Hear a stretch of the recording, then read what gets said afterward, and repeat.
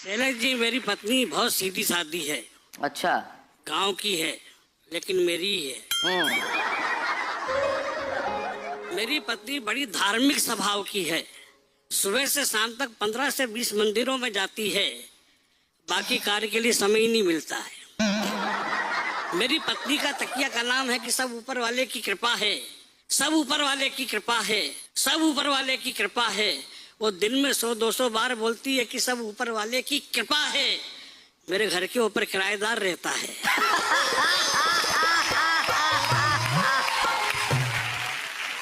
शैलेश जी, मैंने आज तक अपनी पत्नी को 500 रुपए की साड़ी नहीं पहनाई, लेकिन एक दिन मेरी पत्नी 5000 रुपए की साड़ी पहनकर बैठी हुई थी। गहने भी पहन रखे थे, बहुत खूबसूरत नजर आ रही थी। मैं पत्नी के पास गया, कान में जाकर फुसफुसाया कि आज बहुत खूबसूरत नजर आ रही हो, क्या बात है? पत्नी बोली, ऊपर वाले की कृपा है।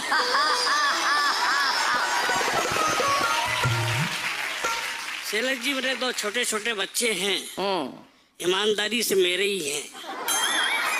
इसमें कतई किसी का कोई लेना देना नहीं है। मेहमान आए, बच्चों को देख के बड़े खुश हुए। बोले, ये आपके बच्चे हैं?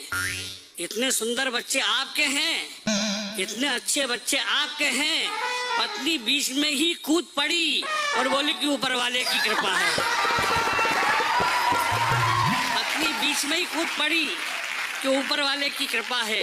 पत्नी बीमार पड़ गई, एम्बुलेंस को बुलाना पड़ा, एम्बुलेंस में पत्नी को बिठाना पड़ा, अस्पताल तक पहुंचाना पड़ा।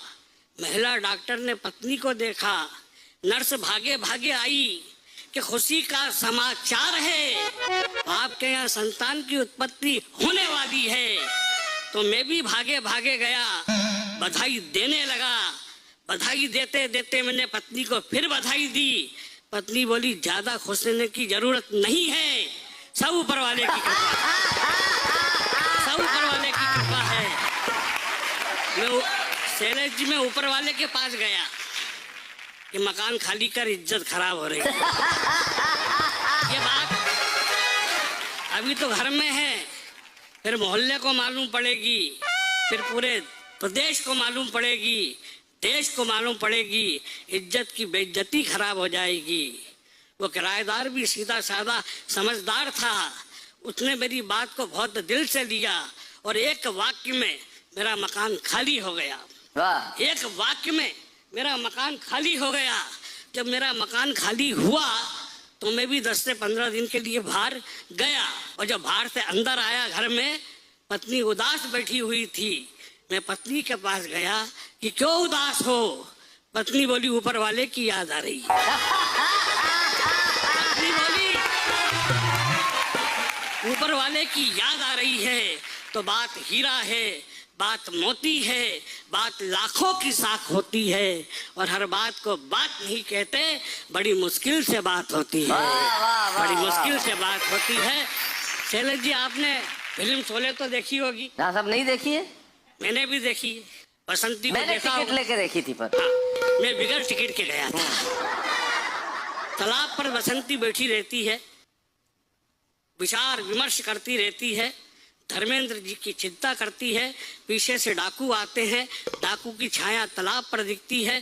तालाब पर जब दिखती है तो बसंती भागती है, पीछे धन्नो खड़ी रहती है, तांगे में बंधी रहती है, और जब बंधी रहती है तो बसंती कहती है, चल धन्नो, आज तेरी बसंती की इज्जत का सवाल है। यहाँ तक जावेद साहब ने लिखा, उसके बाद मैंने लिखा। अच्छा। और जो मैंने लिखा वो मैं आपको सुनाता हूँ कि 2 दोस्तों ने मिलकर देखी फिल्म शोले। दूसरे दिन एक दूसरे से बोले कि यार, बड़ा कमाल कर गई धन्नो घोड़ी, बसंती की इज्जत बचाने के लिए कितना तेज दौड़ी। तभी दूसरा मित्र बोला कि दरअसल बात तुझे समझ में नहीं आई, धन्नो ने इतनी ज्यादा तेज दौड़ क्यों लगाई? उसका भी अपना लॉजिक सवाल था। डाकुओं के पास 4 घोड़े थे, धन्नो को अपनी इज्जत का ख्याल था।